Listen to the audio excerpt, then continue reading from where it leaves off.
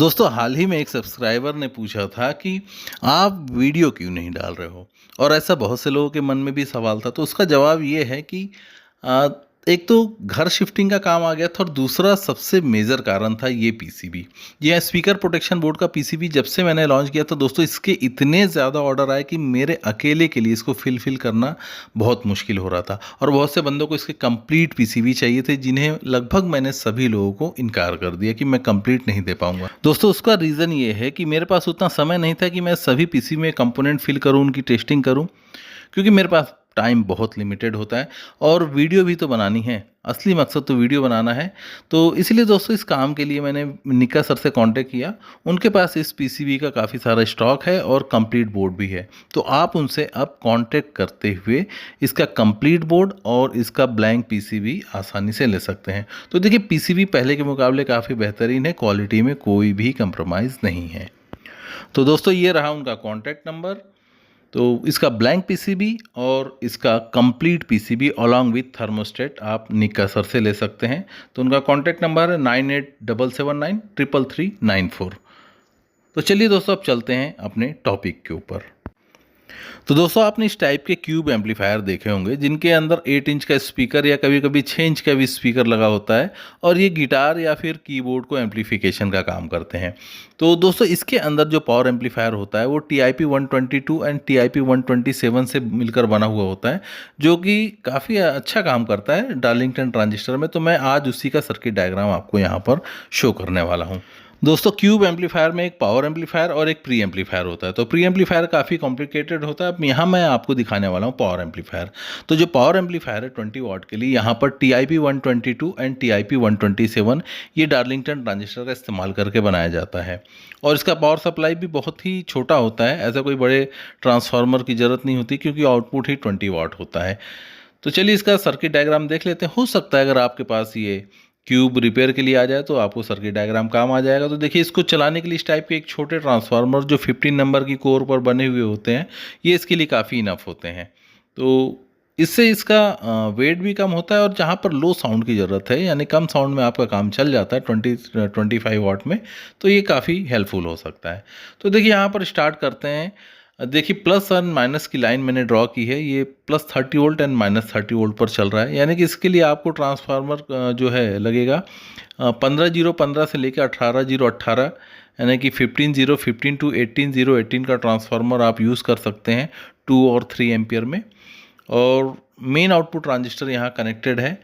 अब इनका जो एमीटर रजिस्टेंस है ये 1 ओम की 2 रजिस्टेंस इस तरीके से पैरेलल करके कनेक्ट हुआ रहता है। हालांकि आप यहाँ पर 0.33 या 0.5 ओम 2 वाट 3 वाट में लगा सकते हैं, लेकिन यहाँ इसलिए इस तरीके से बनाया गया है ताकि जो छोटी रजिस्टेंस है वो आपको आसानी से मिल जाएगी और उनको पैरेलल करके उनके वोल्टेज बढ़ाए जाते हैं।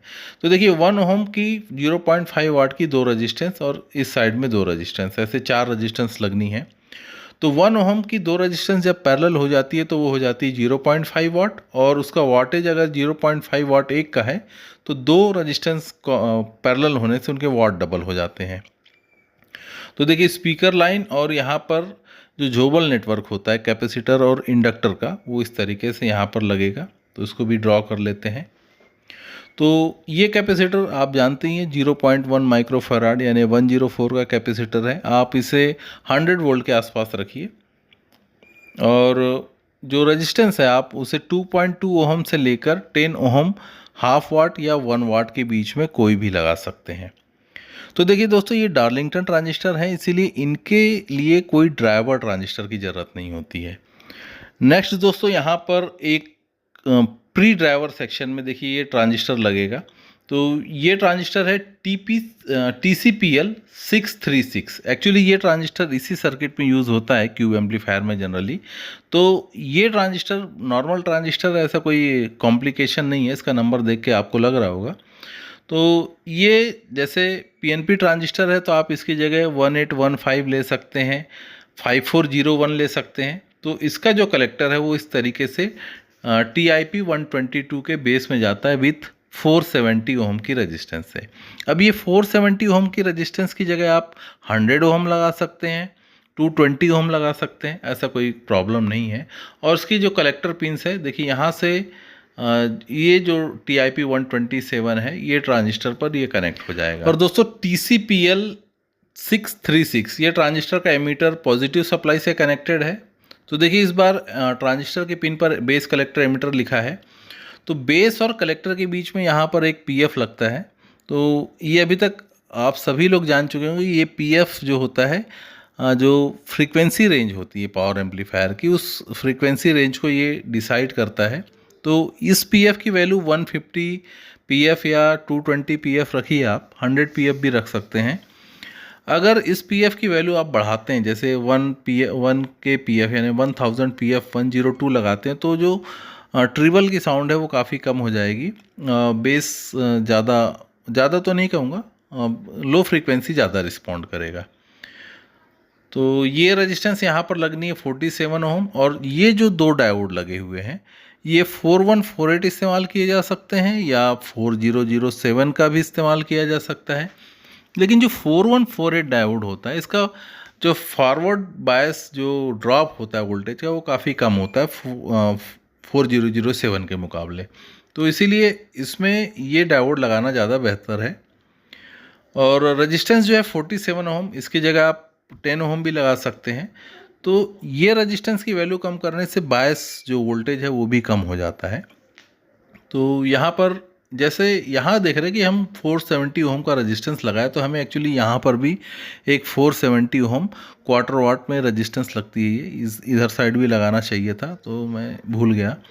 तो चलिए इसको करेक्ट कर लेते हैं। तो यहाँ पर रेजिस्टेंस ड्रॉ कर लेते हैं, ये रहेगा 470 ओम। यहाँ पर दोस्तों जितनी भी रेजिस्टेंस है सभी क्वार्टर वाट में है। अगर किसी रेजिस्टेंस के ऊपर वाटेज वैल्यू लिखी है वो उसकी उतनी वाट की वो रेजिस्टेंस है। जैसे 1 ओम 0.5 वाट लिखा है, यानी कि हाफ वाट की रेजिस्टेंस आपको वहाँ लगानी है। और जहाँ वाटेज नहीं लिखा है वो सारी रेजिस्टेंस क्वार्टर वाट में है। दोस्तों इस सर्किट में बायस वोल्टेज क्रिएट करने के लिए इस टाइप से दो रेजिस्टेंस का इस्तेमाल किया गया है। ये दो रेजिस्टेंस सीरीज़ में लगेंगी और इस तरीके से बायस नेटवर्क यहाँ पर क्रिएट हो रहा है, यानी कि एक वोल्टेज डिफरेंट क्रिएट होगा दोनों ही आउटपुट ट्रांजिस्टर के बेस पर। और यहाँ पर एक बूट स्ट्रैप का कैपेसिटर लग जाएगा जो कि मेन स्पीकर लाइन से इसका जो है पॉजिटिव टर्मिनल कनेक्ट होगा। तो देखिए यहाँ पर बूट स्ट्रैप कैपेसिटर की पॉलिटी बाकी एम्पलीफायर में लगने वाले पॉलिटी के मुकाबले उल्टी है, क्योंकि ये निगेटिव साइड में देखिए -30 वोल्ट के साइड से रेजिस्टेंस से जुड़ा है, और जो स्पीकर लाइन है इसके लिए पॉजिटिव पॉलिटी उधर रखनी होगी। इस कैपेसिटर की वैल्यू 47 माइक्रोफैराड आप 50 वोल्ट में रख सकते हैं या उससे कम भी रख सकते हैं। और ये दोनों रेजिस्टेंस की वैल्यू 2.2K है। आप यहाँ पर हाफ वाट की भी रेजिस्टेंस लगा सकते हैं, क्वार्टर वाट में भी काम हो ही जाएगा। दोस्तों यहाँ पर स्पीकर लाइन को मैंने यहाँ से होते हुए ड्रॉ कर लिया इस साइड में। एक्चुअली ये फीडबैक के लिए यहाँ रेजिस्टेंस लगनी है, इसलिए स्पीकर लाइन को यहाँ तक ऐसे ये क्रॉस वायर है, और क्रॉस वायर की क्लियरिटी बढ़ाने के लिए हम इसे थोड़ा डार्क कर लेते हैं दूसरे पेन से। तो यहाँ पर ये यानी कि आपस में कनेक्शन नहीं जुड़ा है, इसीलिए इसे क्रॉस वायर कहा जाता है। दोस्तों ये कैपेसिटर का पॉजिटिव सिरा स्पीकर लाइन से कनेक्ट हो जाएगा। तो यहाँ इस तरीके से बूट स्ट्रैप सर्किट कंप्लीट होता है। दोस्तों इसके बाद यहाँ पर हम ड्रॉ करेंगे इनपुट ट्रांजिस्टर। तो देखिए इनपुट ट्रांजिस्टर दो पेयर में, मतलब एक पेयर में लगे हुए हैं, और दोनों ही NPN ट्रांजिस्टर है, और इनका नंबर BC548, BC547, BC546 इनमें से कोई भी लिया जा सकता है।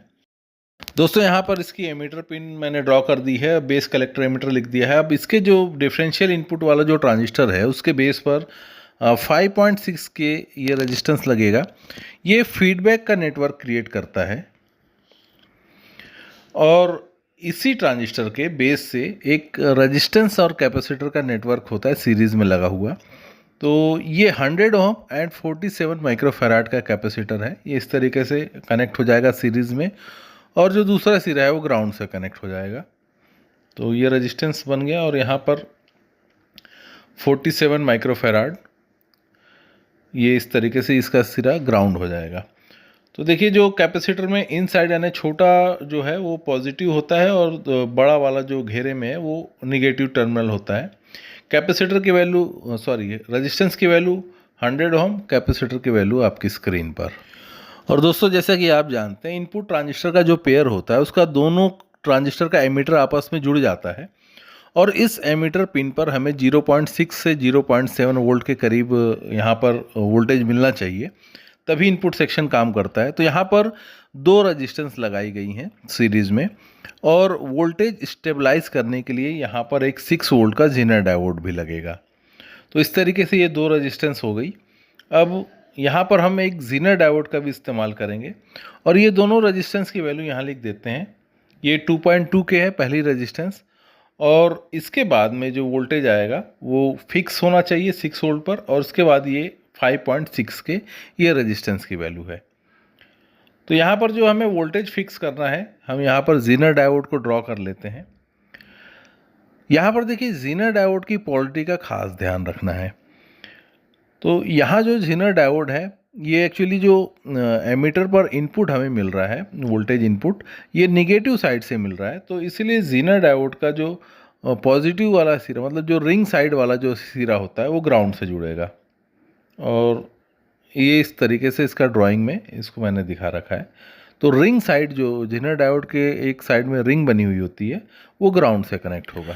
दोस्तों इस पॉइंट पर जो जहाँ एमीटर कॉमन हो रहा है तो वहाँ पर हमें 0.6 या 0.7 वोल्ट मिलेगा और उसके बाद जो बायस वोल्टेज है हमें मिलेगा इस पॉइंट पर।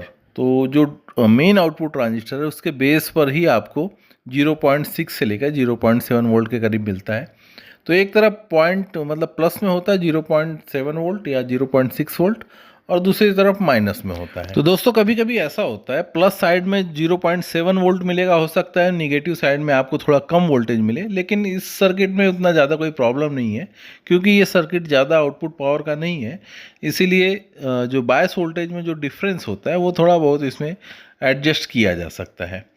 तो यहाँ पर देखिए जो फर्स्ट इनपुट ट्रांजिस्टर है उसके कलेक्टर पर एक 1 के क्वार्टर वाट में ये रेजिस्टेंस लगेगा और जो सेकेंड डिफरेंशियल ट्रांजिस्टर है उसका कलेक्टर डायरेक्टली पॉजिटिव सप्लाई से कनेक्टेड है।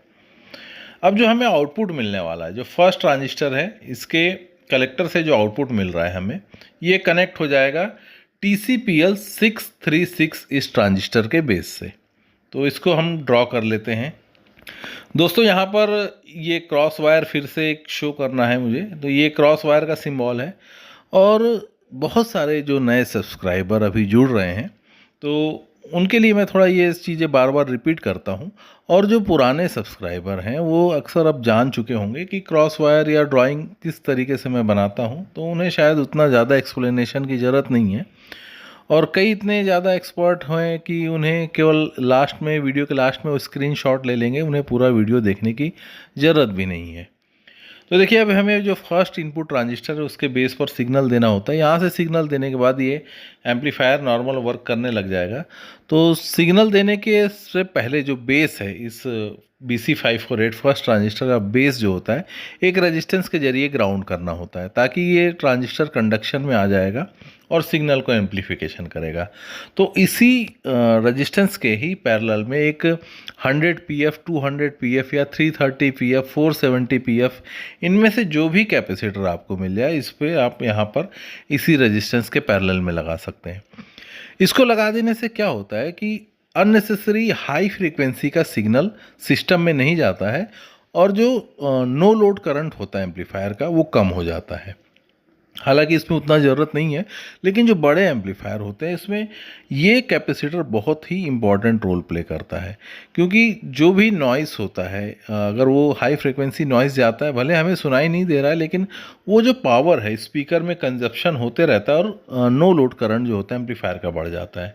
तो ये कैपेसिटर इसको काफ़ी हद तक कम कर देता है। अब रही बात सिग्नल इनपुट देने की, तो सिग्नल इनपुट देने के लिए हमें एक कैपेसिटर लगाना होता है इसके सीरीज़ में DC वोल्टेज को ब्लॉक करने के लिए और एक यहाँ रेजिस्टेंस आप लगा सकते हैं 1K का। हालांकि ये मैंडेटरी नहीं है, आप इसे नहीं भी लगाते हैं इस 1K रेजिस्टेंस को तो चलेगा, कोई इशू नहीं है। इस तरीके से अब हम यहाँ पर इसकी वैल्यू लिख देते हैं 1K।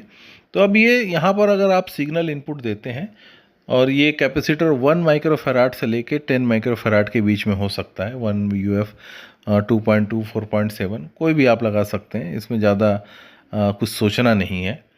तो यहाँ से हम सिग्नल इनपुट दे देंगे, तो इनपुट मैंने यहाँ से लिख दिया है। तो इस तरीके से दोस्तों ये सर्किट अभी कंप्लीट हो जाता है। और यहाँ पर मैंने देखिए ज़ीनर डायोड का वोल्टेज नहीं लिखा, वो लिख देता हूँ मैं।